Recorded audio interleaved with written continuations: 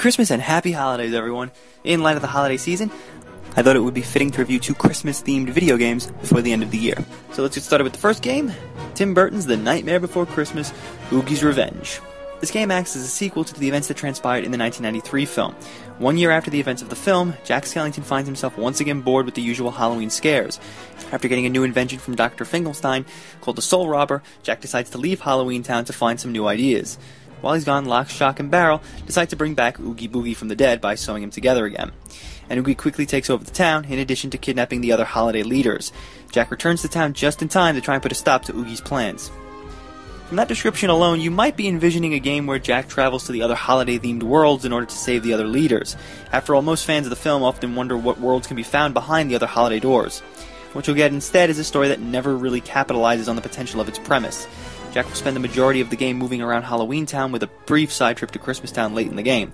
While it's great to be able to explore a virtual Halloween Town, it can be a little bit of a letdown not to be able to explore the other holiday worlds, or at least see their respective leaders. The main reason to why a film sequel was never developed was since Tim Burton felt it wouldn't be right for Jack to visit the other holiday worlds.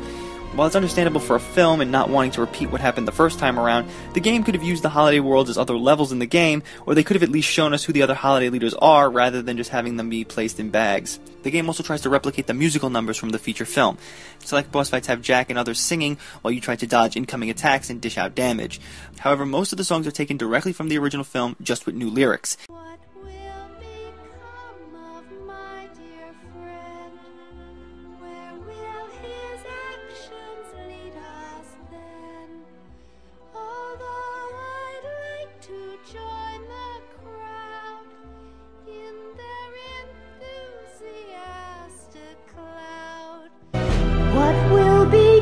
Of our dear town, now that we've let our leader down. You know, dear Sally, that's not true. We can take this town back, me and you. You're joking. You're joking.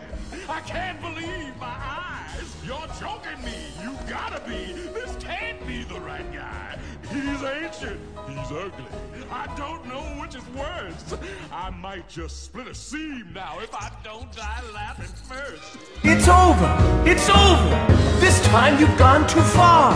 It's over. I'm serious. Just who do you think you are?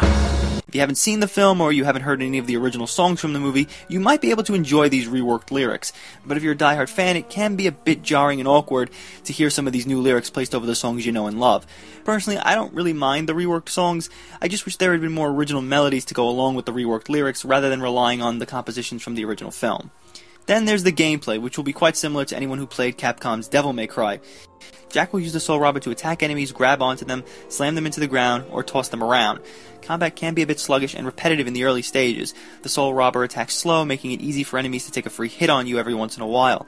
The Soul Robber moves can be charged up, but even these hits don't seem to make that much of a difference.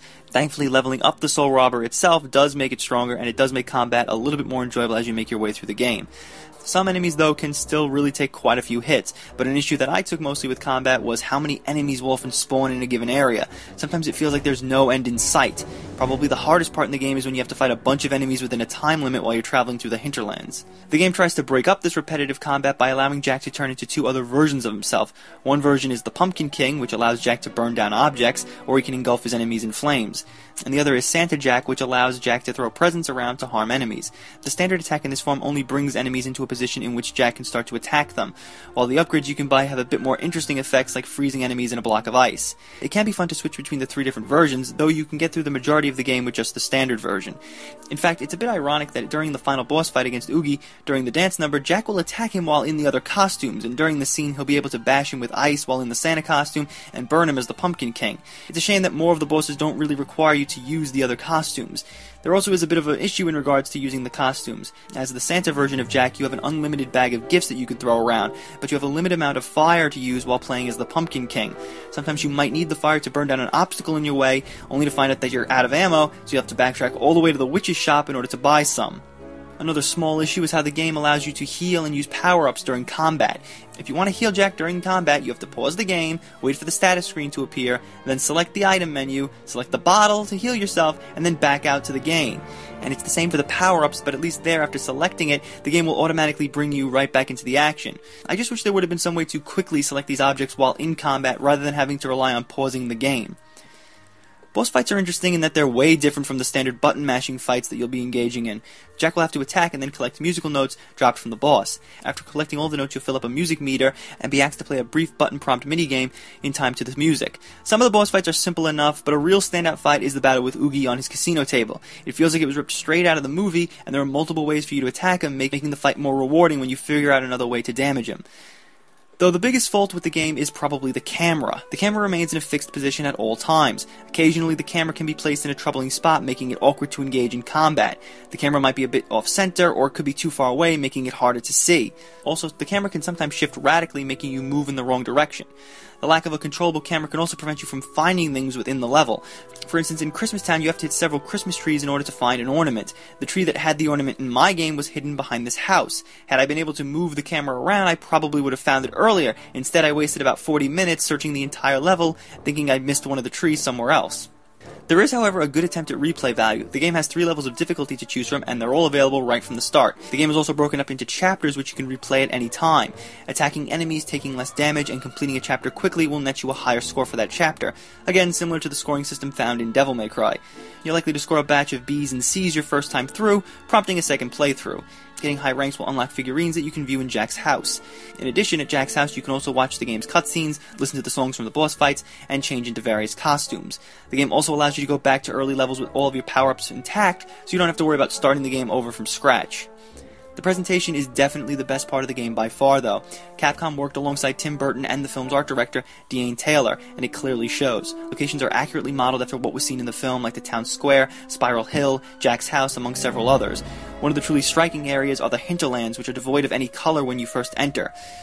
Voice work is also another positive, with film actors Chris Sarandon, Ken Page, Paul Rubens, and Glenn Shadix all voicing their respective characters. Sadly, there's no Catherine O'Hara, but the stand-in Catherine Sosi is just as good. The Nightmare Before Christmas Oogie's Revenge is not a bad game overall, but it's not as great as it probably could have been. The story never really lives up to its potential, and the overall gameplay is just a clone of Devil May Cry with very few innovations. If you're a fan of the film, then Oogie's Revenge is probably worth a look, and the same goes if you're a fan of Devil May Cry. If you don't fit into either criteria, then Oogie's Revenge can be a bit of a tough sell to recommend. So tune in next time as we continue our holiday game review series as we look at a game based on the mean green one himself, the Grinch.